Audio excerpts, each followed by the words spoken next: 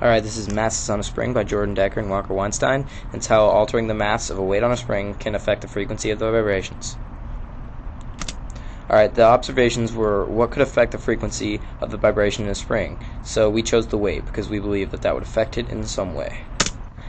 Our question was, could changing the mass of the weight on the spring alter the frequency?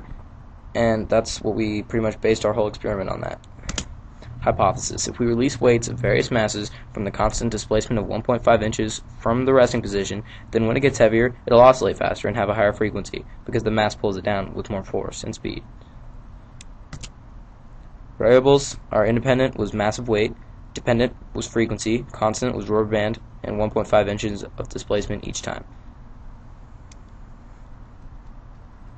Clamp, meter stick, 5 different weights, rubber band, webcam, stopwatch, scissors, and computer. Those are all the materials.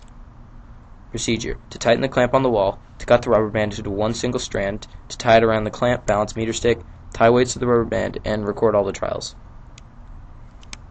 And here's a photo of it. You see here's the string, the rubber band, and the weight on the string, and then here's the ruler we used to measure 1.5 inches of displacement each time. We'd go down a little bit. Here's our data. I'm not going to read them all out because I'll tell you the calculations later and you'll see a graph. But yeah, that's our data. Okay, here's the graph. So you'll see as the mass increases, frequency decreases, but instead of just decreasing steadily, it decreases less and less each time. So it's a curve. Our analysis was to divide the oscillations by the seconds to get the hertz. It goes 2.4, 1.6, 1, 1, and 0.8. And that's those are all the calculations we got for getting the hertz.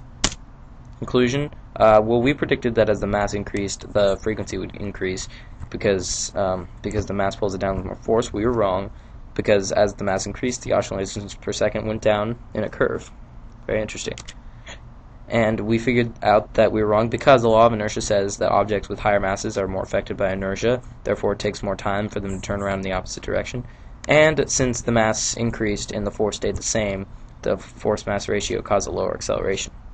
And so anything on a spring would therefore, with higher masses, cause lower and lower frequencies.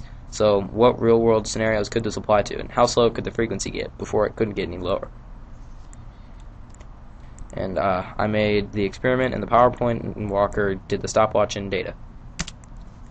Alright, this has been a PowerPoint about the masses on a spring, and thank you for watching, whoever is watching.